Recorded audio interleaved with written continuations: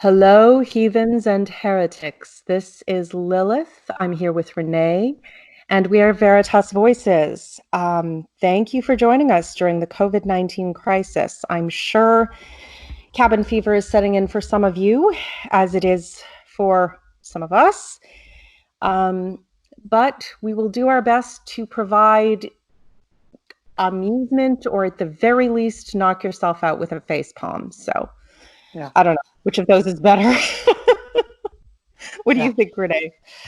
Well, I think in these troubling and testing times, I think we all need a little bit of a distraction, and stupidity can provide an distraction in many different ways, whether it be laughing or whether it be being desperate and feeling a strong urge to hurt yourself. Either way, I hope you guys and girls out there have your oven gloves ready because you will need them.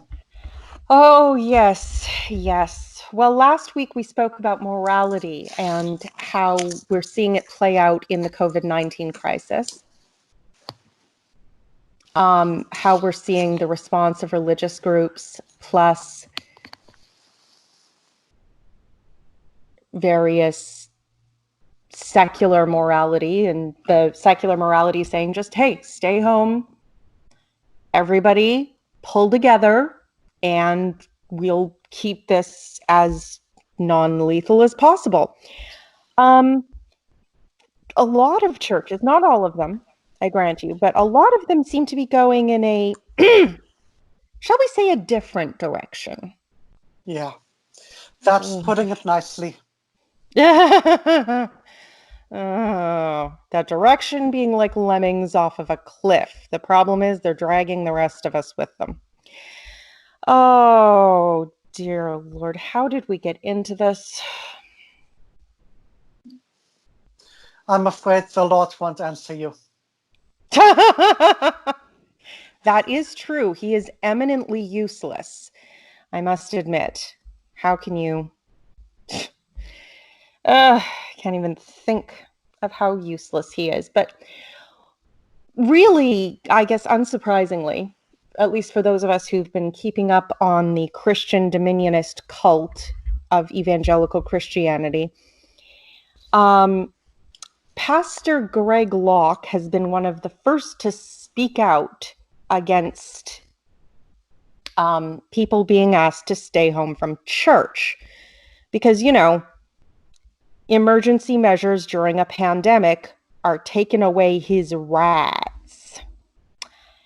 And he did a rant, make no mistake, this crisis is being used to attack the church, because of course everything is about his church. And he did a whole video rant that inspired many responses. But I think probably his tweet on it was a quote of the First Amendment. Congress shall make no law respecting an establishment of religion or prohibiting the free exercise thereof. First Amendment. Like it or not, every church in America has a constitutional right to assemble, and no law can be created to impede that. Tuesday thoughts. Yeah. Oh my God. Apparently, emergency measures during a crisis temporarily restricting is the same thing as taking away your rights. Yeah. As far as I'm concerned, and as you know, a study law, Greg Locke is simply wrong about the nature of his freedom of religion. When it comes to emergency situations, then, yeah, the Lots of things are suspended. I yeah, should have you the right can't, to go wherever I want, but not right now because yeah, emergency situation. you have always certain rights that are granted in principle, but which you can intervene on, or which you can supersede if there's sufficient reason, and if in the interest of the public and in the interest of the individual and in consideration of every aspect, it makes sense to overthrow your rights or to Yeah. To or at least temporarily suspend them. yeah, the same would apply to sort of when let's say I was sort of robbing a bank and I was holding a woman in front of me and I was about to shoot her. Then the police can still not respect my right to life and try to shoot me in an effort to respect her, even though the police is part of the state. So Yes. yeah, Yeah, well, God, stop being so reasonable. And this is emergency measures are scary for a lot of people, especially for yeah, Americans who've made such a fetish out of what they call freedom, which is mainly just them acting like spoiled children. yeah, Um, they've made such a fetish out of their rights, my rights, my rights. And yeah, they don't seem to have any context for that besides their own egos. yeah, At least a certain set of Americans. I do realize for American friends that there are many intelligent Americans who have a nuanced understanding of rights and liberties and necessities. But if you do, you're probably not listening to us, let's be honest. So yeah, I'm talking about the other ones, and you know they're yeah. there. The sort of Kim Davis type people. Oh, yeah. But She is a special snowflake. And a yeah, lot of this came up from Greg Locke because a pastor was arrested for holding, I believe a pastor was arrested for holding a church service right in the middle of the pandemic, a huge yeah, church service with hundreds of people. And it they don't even seem to understand that like they get infected, they infect other people. Even if they're just carriers, they're shedding the virus everywhere. They could kill 15 people just by going to church and then going to the grocery store. yeah. Like sort of as a rule of thumb, which I've discovered when discussing rights with conservatives, 9 times out of 10, if conservatives double down on the rights and insist on the rights, what they're meaning by rights is not really their rights, but their privileges. Yeah. So Yeah. keep that in mind. Well, and like your rights affect other people. Yeah, So if they're going to harm other people, the old argument, your right to move your fist stops at my face. Well, right now, going to church is literally, visibly, clearly endangering people. yeah, And the thing is that pastor, I mean, some of these state governors have gotten on the phone with these pastors and different worship leaders from all over. I mean, even the Catholic Church has frickin' stopped holding things in St. Peter's Basilica and doing it everything over yeah, video. If they can do it, yeah, and then, oh, well, you might have your church closed for good. It yeah, in a country where there's like 6 churches per person. And I just yeah. I just want to say what Jim Carrey said. Stop breaking the law, asshole! I'm just saying, stop Yeah, breaking the law and you can keep your stupid church. yeah. One final thing which I do want to say, because you brought up the Catholic Church, you're on the wrong side of the argument if even the Catholic Church says, well, okay, now we're going too far. Yes. If even the kitty diddlers are saying, maybe we need to hold back on this one. Yeah. God. Well, and you also found one by Greg Locke earlier, which I think is actually quite germane to the conversation. Why don't you share that? Yeah. It's also past Greg Clark. He posted a sort of picture with a Bible verse on it, Mm.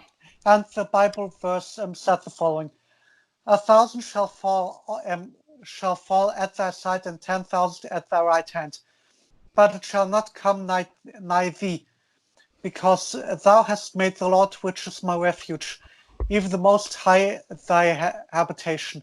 There shall no evil befall thee, neither shall any plague come in nigh thy dwelling." Yeah, sorry, I shouldn't have made you read King James English. It's pretty frickin' archaic. Yeah. But Like the first time I read it, I was like, okay, is he seriously advocating for that which I think he's advocating for, namely that, well, okay, maybe a few people die because of the coronavirus, but they're just sort of martyrs in this entire battle. They're just casualties, and we will. No. It's much better than that. It's much better than that. You see, evangelicals have this practice called claiming the promise.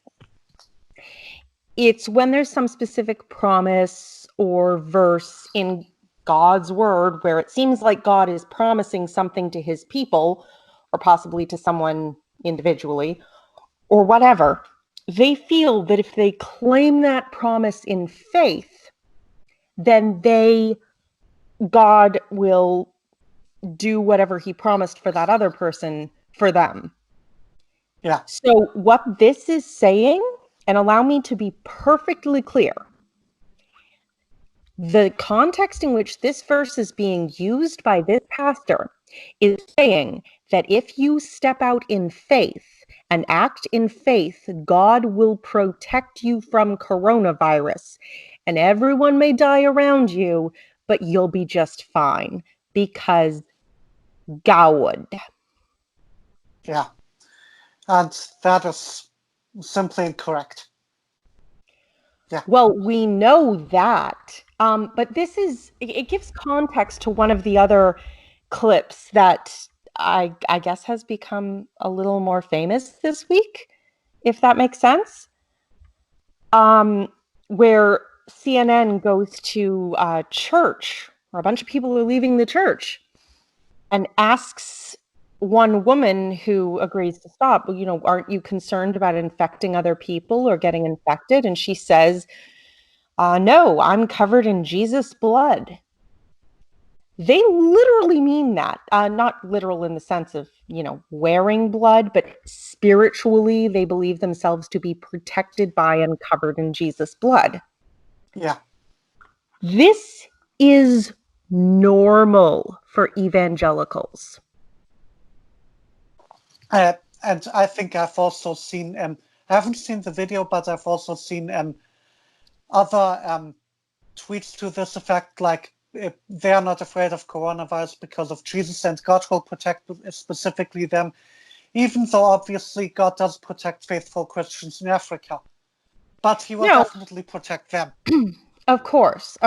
Well, and then you get into when inevitably they get sick, there's one of two ways to take it. You can say you didn't have enough faith, it's your fault. Or God is testing you. Mm-hmm. Or if they die, you can say, oh, they're with the Lord, so they have nothing to fear. Yeah.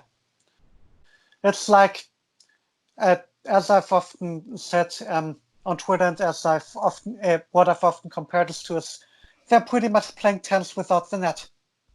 Oh yeah. If you stay healthy, God wins and God is protecting me. If you don't stay healthy, well, you don't have enough faith.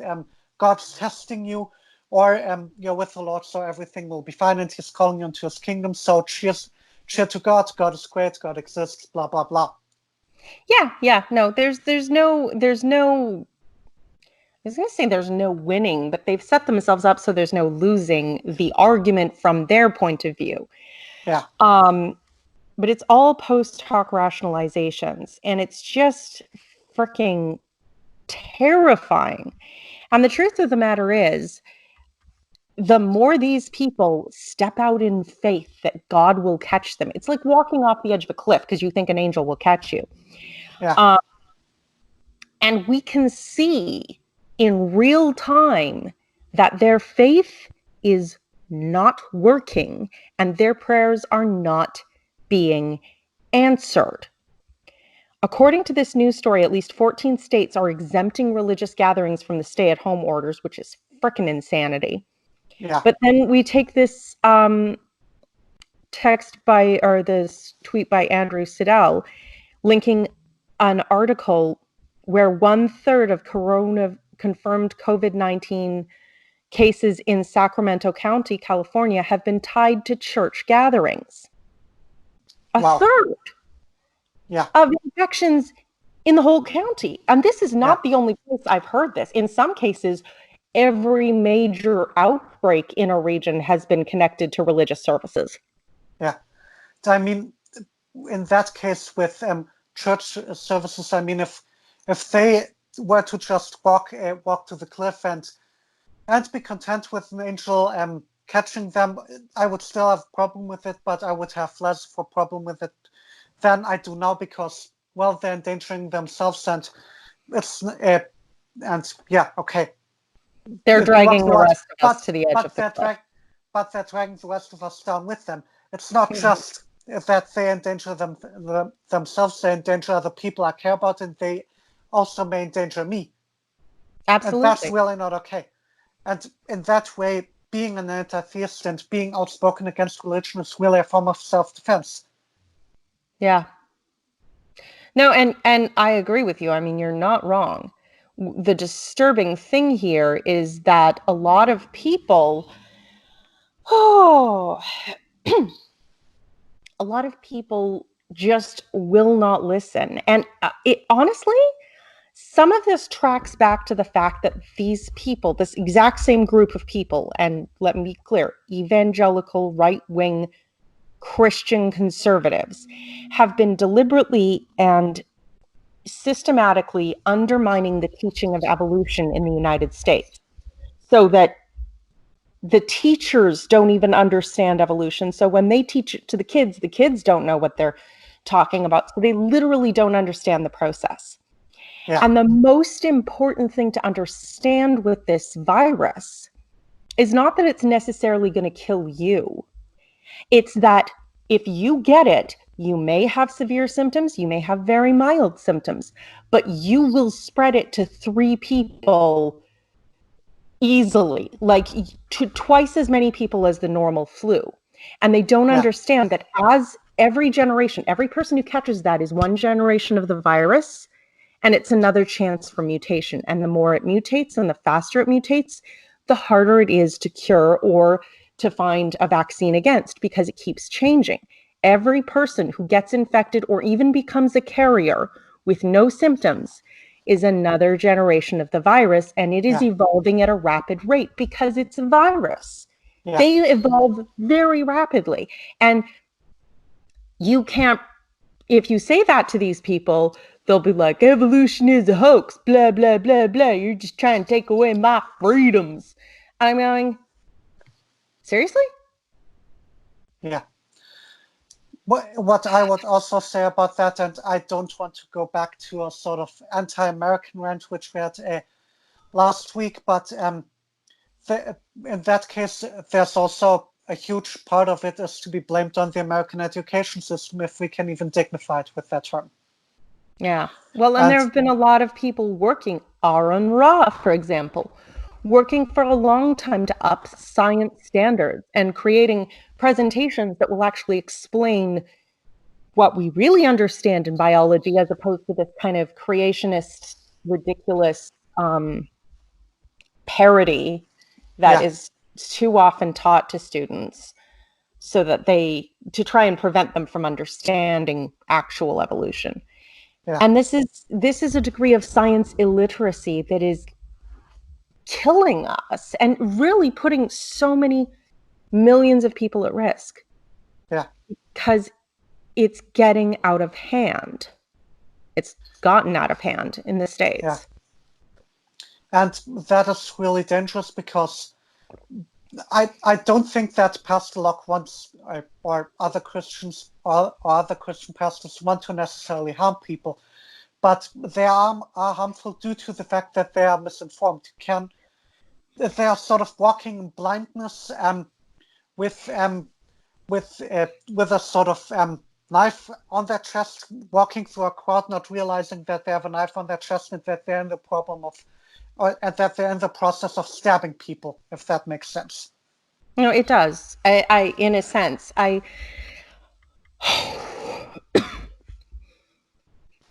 don't, in some cases, I honestly think that a bit of it has to do with, because if you listen to, for example, Telltale, Yeah. Owen, previously the Telltale Atheist, he deals a lot with cults and cult-like mentalities, and he uses the bite model to break down. And one of the things about cult control is keeping in constant contact. I knew a woman who, she and her husband worked for years to get people out of cults. And she said 3 days is all it takes, 3 days of love bombing and control to totally change your personality. But if you're pulled away from that for a little while, you might start waking up and noticing other things outside of your cult's hysterical conditioning. And I think this might, in a sense, though not intentionally, perhaps, be a reaction to the fact that if people don't go to church consistently, they soon stop going, because you don't actually need church. Yeah. The only thing it provides is in your life is community, which you can get other ways. There are other ways to get community. There are all kinds of communities out there. Go download meetups, pick anything you like, and when this is over, go to a group that enjoys that thing. Yeah. And I agree absolutely with that. One thing which I do also want to bring up, because the way I view religious belief is it is something that needs to be reinforced constantly. Like, you need to pray constantly, Exactly. you need to go to church constantly, and if you don't have that, then you sort of fall a little bit away from the faith, and then you may be able to think about it more rationally and eventually That's work your way out exactly of what it. I'm saying. Yeah, that's exactly what I'm saying. That process, we were warned about as Christians. They would say, use the analogy of a coal rolling away from the other coals in the fire, it will cool down. Yeah. And that was the analogy used. So don't forsake meeting together. It's to keep that reinforced. Yeah. Because And you'll find, if it's not reinforced, that you don't actually need it. Yeah. And you sort of within the community reassure each other, and yeah, that's how it works. But speaking of church services and some church services Please. not taking place, there was a guy named Michael Quinn Sullivan. I don't know if he's famous in some sort of way. I don't know him, but he did say the following: tomorrow is Palm Sunday, so he sent out the tweet on Saturday. Churches will sit empty, pulpit silent. The anti-Christian left has never been more happy. Yeah, I agree totally. I mean, fuck the epidemic. I'm glad to sit at home all day. I'm glad that I cannot do the certain things that I usually do. I'm glad that we are running short on resources, but the church is not taking place, and there won't be church services on Palm Sunday, so that makes it all worth it for everyone. Ugh, I know. Atheists are rejoicing. Oh, Jesus, what a lunatic. And this is the thing. Everything is about them. And it's disturbing that they're so hyper focused on this idea. And American Christians have been absolutely nursing this concept that any day the Antichrist is going to come and persecute them and take their guns and their Bibles.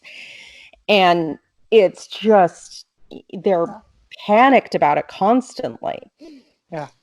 So, this isn't new. This is what they've been psyching themselves up with for nearly a century, honestly. Honestly, as far as the Antichrist coming and taking their Bibles, that's not something that I would really be concerned with, because after all, it's not like you can't access the Bible on the internet, right? I mean, the first time I've read the Bible, I have read it over the internet, and there are Bible apps and that sort of stuff. And there was also recently a tweet where a person got excited because in the book sections all the Bibles were sold out, and I don't think that people were going to the bookstore and buying Bibles in order to read it, to be honest. Well, I have heard that in some prisons, they, let's just say the thin pages of the traditional Bibles, the way they used to be at least, are very good for smoking, Yeah. I say. But yeah, it's pretty amazing that they get this. Yeah. It's everything is not about you. It's not about you. You're not that important.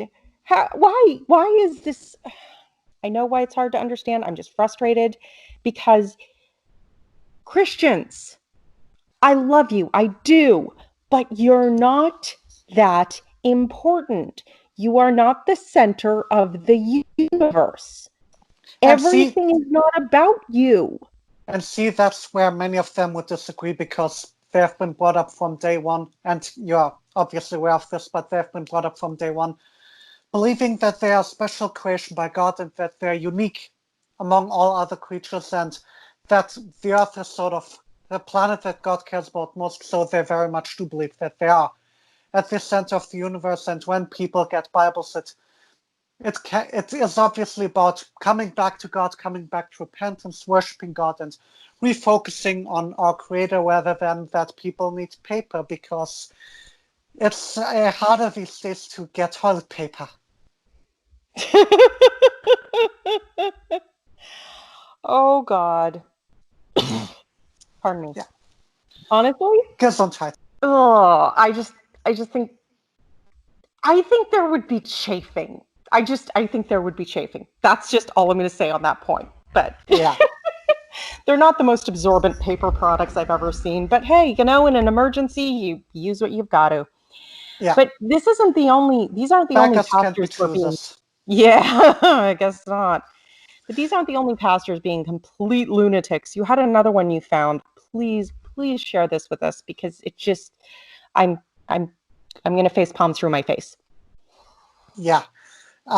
It's short and sweet, or short and bitter, I should say. But Pastor Gabriel, or Pastor Gabe, or Gabriel Hughes, had the following to say: "The church is essential, more essential than a hospital." Yeah. He wants the church to be named an essential service, doesn't he? Yeah. Like, the hospitals are at the moment in the process of saving lives. But Yeah. what does the church do at the moment? Not that. Not that. Well, no. You see, again, this goes to the claim that God can heal or will heal if, you are prayed over by the elders and they anoint oil and everybody has enough faith and blah, blah, blah, blah, blah, blah, blah. Let me be clear. That has never worked. Never, ever in the history of ever. Never worked. Yeah.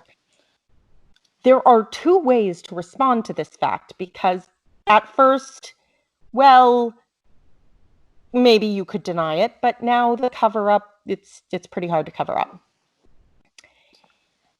There are people, the majority of sane Christians, and God, even the Catholic Church, I can't believe it. They keep turning up on the sane side, but they've accepted that God isn't going to heal, accepted his discretion in very strange circumstances, perhaps, and they have no control over that. And just, they pray for people as a matter of routine and also send them to the doctor immediately. Yeah. And they say, oh, yes, we're praying for you in the background, because it makes them all feel like they're doing something. Fine, whatever. The other alternative is what a lot of the evangelical churches have done, which is to deny the evidence that prayer doesn't do dick. Yeah. And again, we are seeing this claim refuted in real time. None of the churches of evangelical Christianity where they claim the promise and step out in faith are even remotely immune from this stuff. Yeah. One thing which I do want to mention, because I saw this sort of graphic yesterday. I think it was actually Richard Dawkins who posted it. I think a few weeks ago there was sort of a National Day of Prayer, which was organized by Trump. You remember that, right? Oh, yeah, of course. And what this graphic showed is that, especially on the National Day of Prayer, where they were all worshiping God and where they were all praying for God to stop this coronavirus, on that precise day, the coronavirus really picked up steam. Like, on that precise day, it went. It's a sign, people! Yeah. And Oh, another thing, sweet baby Jesus. and another thing which I've it's a question which I've heard from Pine Creek. He's a YouTuber and he has posed this question to Christians. If they only had one option to either within a medical situation to either pray for them to be healed or to use medical science, if they only had this one of the two to choose, which one would they choose? Oh dear. I mean, obviously they should be choosing medical science, but I'm guessing a lot of them chose prayer. I hope at least that most of them actually choose medical science, and I hope that, yeah. But I have no doubt that many of them are crazy enough to choose the prayer. It doesn't work, people. It doesn't work. I'm sorry. I know you want it to work. It doesn't work. Well, that's disheartening and disturbing. Sorry, I have a whining puppy dog in the background. Shush you, Yeah. You're not alone. It's okay. But honestly, another response has been to try and use this as an apologetic argument, which is, Yeah. you First of all, pointed out, tasteless, I think, and second of all, completely refuted if you take a minute to think about it. But you go ahead and read it out. oh, well, yes, that this one does come from you. It's Dr. Michael L. Brown who said, "We believe in an invisible virus because we see clear and indisputable evidence. I believe in an invisible God because I see clear and indisputable evidence. Once you put your trust in him, he makes himself real in your life. He has already made himself real in creation and the world." Now, As a side comment, really quick, I really like a Christian voice. oh, thank you. It's, Well, you know, it's funny. I've been around enough of that crap to pull off the effect, but oh my.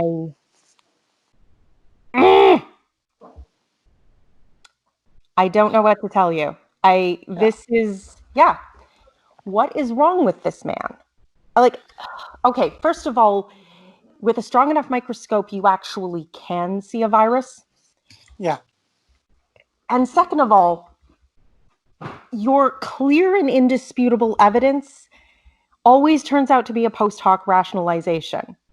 Yeah. Like you were talking about, where, no matter what you say, no matter what you do, it's always, it was God one way or another. You can always attribute the good to God. You can attribute the bad to God. You can attribute unknown help in the bad to God. You can attribute anything you want to him. Yeah.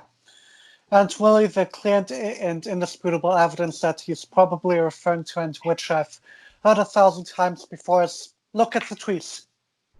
Yeah. I don't understand science, and I feel feelings when I look at pretty, so magic is real. Yeah. Couldn't possibly explain it naturally. And we can't even consider the option that it is explained naturally, because that would mean that my dizzy feelings in my stomach aren't actually the result of a creator God having put them there. And that option does make me feel fuzzy inside. So, yeah, that It's not can't be like you could possible. possibly have emotional reactions to the world in which you live. That's silly. It's obvious that you're just denying God so that you can have gay sex because you want to sin. Yeah. Meaning it's something sexual and probably gay, which is pretty freaking ironic. Yeah.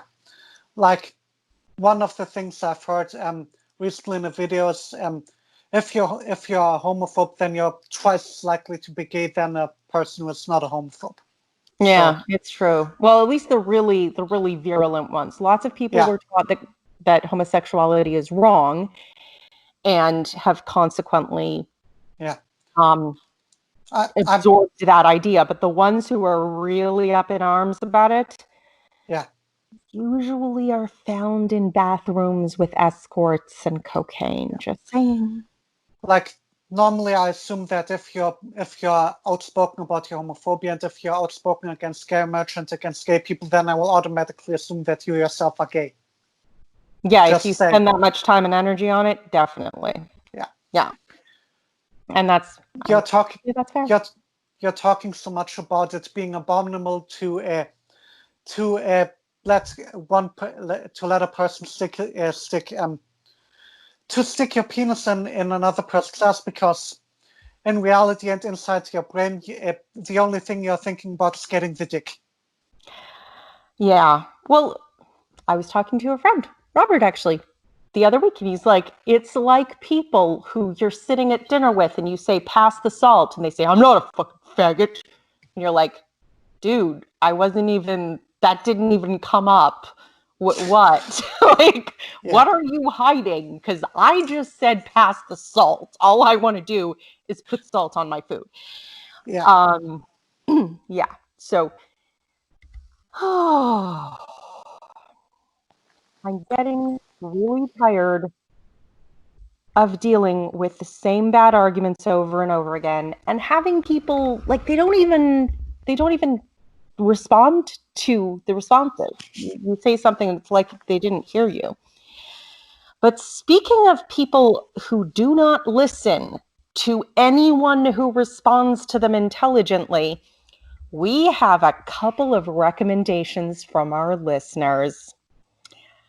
Oh, thank you to Allie, my good friend, and Jen with one N, longtime friend of the show, who both suggested Idiocy by SJ, which, as you know, we do not feature on this channel unless it is recommended, because if we were to take on her channel as part of the regular circulation, there would never be anything else. She says enough crazy shit for... And let's be real, we would probably both become insane. And I value my brain too much in order to discuss her permanently. I mean, I'm probably going to have some rum in my coffee after this either way. So, which one would you like to take of the thoughts of SJ? I shall read out the first tweet. So, Esther Thompson, if you know us, you know who she is. She said this: notice the coronavirus has spread to the most developed parts of the world. Is it any wonder that, or, and captions, Lord, sends challenges to us all? Yeah, I love how she hyper capitalizes it, just like the Bible, actually, all the times it's referring to one of the two gods that were amalgamated into the Jewish God, but that's another topic. Yeah, because, you know, it has nothing whatsoever to do with the fact that people in more developed countries tend to travel more, what with their having disposable income and such. No. They get to buy more groceries, that sort of stuff.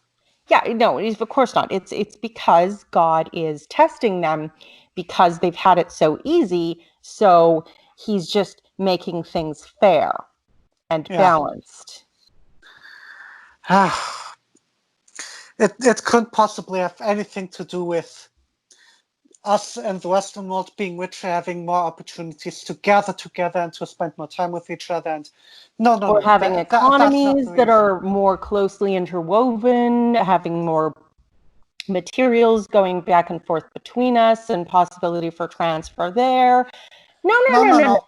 That takes the magic away. No, exactly. It's because Jeebus said that the developed nations have had it too easy, so they got to have something to trouble them. Yeah. Well, I mean, I will give her this. This is a different post hoc rationalization than I've heard from the other Christians. So, way to go, SJ. You were sort of almost kind of original. I have heard this type of bullshit before, but usually it criticizes people for their lack of faith. This is just, well, you're rich, so you needed something to even the playing field. Yeah, I mean, as far as Christianity goes, every sort of original thought from SJ should be considered a success. Well, usually, yeah, it's surprising. Although I have to say, I mean, the implication is, of course, that God looks at starving children in Africa and says it's not fair, so he makes rich people sick, because that'll help. Yeah, rather than feeding the African children well, no, not that would like be that. him interfering. Not feeling like that, really. I mean, I am a benevolent God, but reducing the suffering, let's just add more suffering to other people. That will work. Yeah, just balance the scales a little bit more. That's more fair, and then, that just makes perfect. Why? Why? You're a failed hypothesis. Shut up. You're done. Yeah. I mean, all right. Yeah. Well, this particular rationalization was, I mean, like I said, not the worst that's come from SJ, and comparatively original compared to a lot of the other responses happening right now from fundamentalist Christians. So, obviously, that was not acceptable. She had to say something truly vile because she is SJ, God damn it, and she will be vile. That is her job, apparently. So her response, actually, to the atheist engineer talking about death and the coronavirus is this: we all die sometime. Those killed by disease and disaster have already fulfilled their purpose. Well, yeah. Not only does God apparently dictate a purpose for us, which is the only reason we exist, but once we've done whatever it was he needed us to do, he just smites us off the planet. Yeah. Because he's fucking bored. But that is also one of her typical apologetics, I think. I mean, she has, I think, said similar stuff about the Holocaust. So it's not coming from a place where I would be surprised. I feel like vomiting when I read this, but surprised, no. Fair enough. We should never be surprised at SJ saying something idiotic. Sun rises in the east. Or cruel. Or vile. Or just, seriously, who says shit like this? Like, oh yeah, no, I'm not even, I'm sorry people are dying. I'm sorry you may have lost a family member. No, just, well, God was done with them, so, Yeah. And notice how SJ also thinks that humans are made in the image of God and therefore have inherent value and are children of God and special, and therefore we should all be pro-life, but that apparently doesn't stop her from treating humans as mere pawns in an eternal game of chess that God plays with us. Or with himself. Or possibly the devil. Depends who you ask. But yeah, there's really no winning with this one. And I mean, there's the illogical SJ, and then there's the vile and cruel SJ. Yeah. And if there was if mental gymnastics was an Olympic discipline, then I have no doubt in my mind that SJ would win gold. She would certainly be a top contender. I don't know. I mean, Frank Turek might be up there too, but she would be in contention for a medal. No doubt about that. Yeah. Why? Why? Yeah. If I could answer that, then. Fair enough. Okay, we need a break from coronavirus. I can't frickin' take it anymore. And you found this one, which actually does have a nod back to SJ and her pretty epic fail in a debate with Nick Suter, where she tried to argue for morality and he kept bringing up the fact that all her sources were false. And then she said something that relates to this tweet. Yeah, SJ has recently been spoken out about bestiality in Europe, and there was a guy on Twitter, Samuel bin Al-Haide. I hope I'm pronouncing that right. If not, then I don't really care. Neither do I. He said the following: back when I was an atheist, I was taught by atheism that sex with dogs was a human right. One of the things that led me to become an #ex-atheist. Okay. I mean, to be honest, I have learned to be skeptical, shall we say, of anyone claiming to be ex-atheist because they tend to be full of shit. But yeah, seriously, I realize that some places have not put laws on the books against bestiality, which, I mean, you could just say we didn't even think about it initially, but by now they should probably have thought about it and do it. I mean, Europe is a frickin' continent, so I don't even know what part. Okay, Denmark's bestiality problem is the one article that he's linking to. Yeah. The only atheist ethic I have ever heard for sex was the matter of consent, which animals can't consent. I mean, at closest, a dog can consent to hump your leg because they hump everything, but that's not exactly the same thing. And I only say dog because that's the picture on here. I assume it has something to do with that. But sex with dogs a human right? In no universe has anyone ever said that sex with dogs was a human right. Ever! I've never heard of such a thing. I've never even heard of anything that could be misinterpreted as such a thing. Yeah. In short, Samuel is being full of shit because I don't think that he will be able to give us an example of an atheist saying that sex with animals or sex with dogs was a human right. Well, if he can, then I will talk with that atheist, and even if such an atheist would exist, he wouldn't be representative of all of atheism. Well, no, of course not. But still, I mean, where does...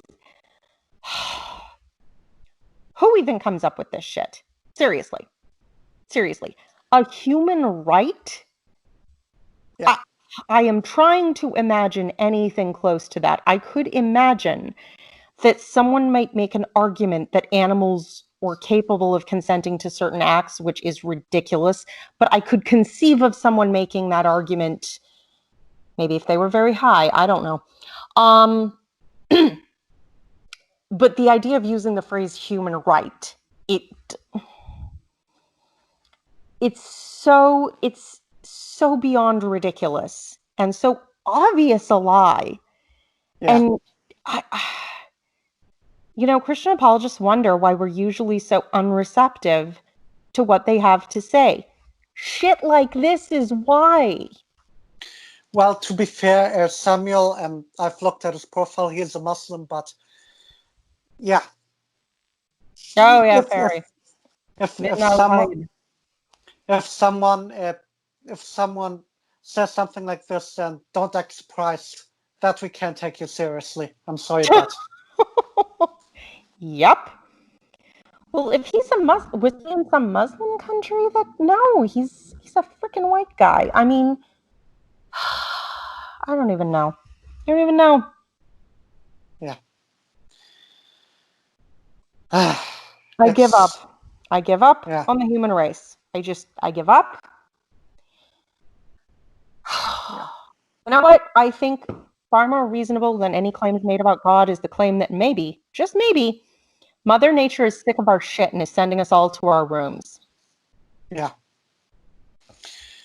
I think that would at least be a hypothesis that would be worth investigating, but yeah. It's not totally bad shit. Yeah. Which At least not as bad shit as any of the stuff that we have read today. Which, in fairness, you must admit is a pretty frickin' low bar. Yeah. Oh, I think that's all I can take for today and this week. I thank you to Jen with one N and to Ali for submitting suggestions. We really, really appreciate it. We love to hear from anyone who listens to our show, including detractors. We love to just have a conversation and admittedly laugh, because if you don't laugh, you'll cry. Yeah. And also, if you want to reach out to us, if you want to send us some tweets, if you want to make recommendations, then the links to our Twitter profiles will be included below. We will include links to Veritas Voices, an account that Lilith and I share, a link to her profile, and a link to mine. And yeah. Absolutely. We'd love to hear from you on Twitter. Feel free to leave a comment down below. Whatever works for you. As I say, we love to hear from people. But until next week, which incidentally will be headlines from hell again, because there are quite enough of those, and I'm sure on the same topic, at least somewhat. But until then, take care of yourselves, take care of each other, and reason bless.